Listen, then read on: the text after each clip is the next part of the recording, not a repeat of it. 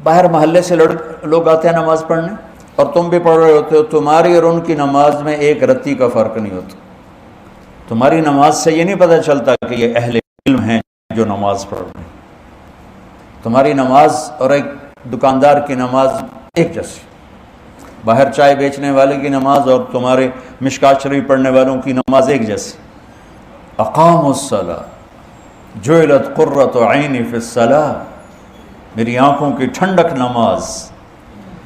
قرۃ عینی عربی محاورہ ہے، اردو محاورہ نہیں ہے، یہ عربی محاورہ ہے، وہاں سے اردو میں آیا ہے کہ ریت کے طوفان میں جب آنکھوں میں گرم ریت پڑتی تھی اور اونٹ تو آنکھیں بند کر لیتا تھا، لیکن چلانے والا تو آنکھیں بند نہیں کر سکتا، اسے تو راستہ دیکھنا ہے، تو وہ گرم ریت اس کی آنکھوں کو جلا دیتی تھی۔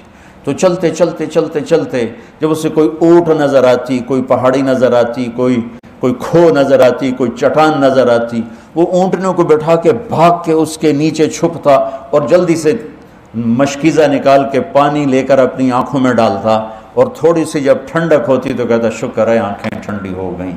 اس بدو سے سمجھو کہ نماز کی ٹھنڈک میرا نبی کیا کہہ رہا۔ ہم کیا سمجھ، ہم نے تو اے سی والی مسجد میں نماز پڑھنی، ہمیں کیا خبر کہ آنکھوں کی، میری آنکھوں کی ٹھنڈک نماز۔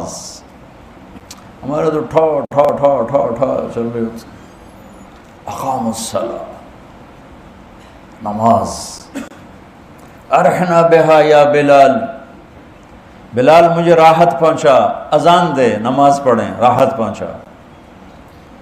مولانا سعید خان صاحب رحمۃ اللہ علیہ سے کئی دفعہ سنا کہ مولانا الیاس صاحب رحمۃ اللہ علیہ کے ساتھ سفر میں چل چل چل، میوات پہاڑی علاقہ ہے، ہماری ٹانگوں میں سلاخیں پڑ جاتی ہیں اور ہم تھک کے چور ہو جاتے، اور جب ہم مسجد پہنچتے تو جاتے ہی گر کے سو جاتے، اور مولانا الیاس صاحب وضو کر کے نماز میں کھڑے ہو جاتے اور فرماتے تم سو کے آرام لیتے ہو، میں نماز پڑھ کے آرام لیتا ہوں۔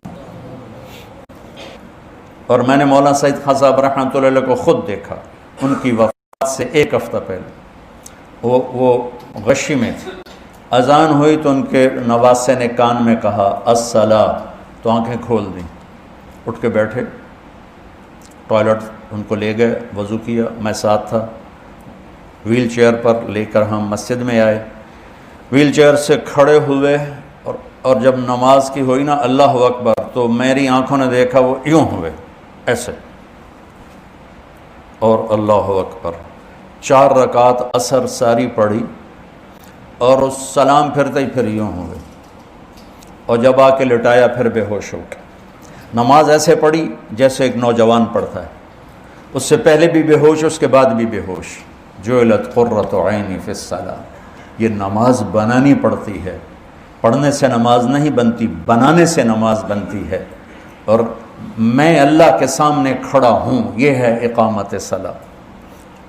اور میری اور میرے رب کی گفتگو ہے جو کہ جعلت الصلاۃ بینی و بین عبدی، کہ نماز میرے اور میرے بندے کے درمیان مکالمہ ہے، میرا بندہ مجھ سے مناجات کرتا ہے، مجھ سے باتیں کرتا ہے۔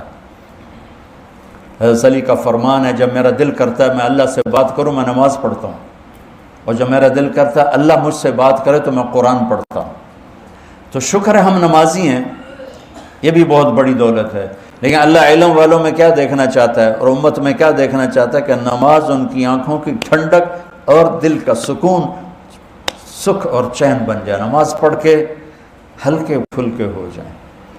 یہ نماز بنانے سے، نماز کیسے بنتی ہے؟ پہلے باہر محنت کرنی پڑتی ہے، وہ کیا؟ آنکھ غلط نہ دیکھے۔ نماز بنانی ہے تو اس پر پردہ، اس پر پہرا بٹھاؤ، اور کانوں پہ پہرا بٹھاؤ، اور زبان پہ پہرا بٹھاؤ۔ زبان غلط نہ بولے کہ غلط بول دماغ کو منتشر کر دیتا ہے، آنکھ غلط نہ دیکھے، غلط نظر دماغ کو منتشر کر دیتی ہے، کان غلط نہ سنیں، غلط بول دماغ کو منتشر کر دیتے ہیں۔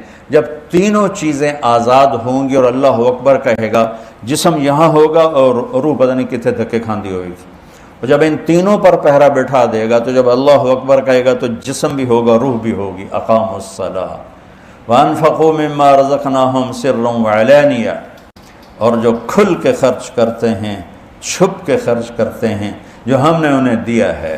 معافی کے ساتھ مولوی سخی نہیں ہوتے۔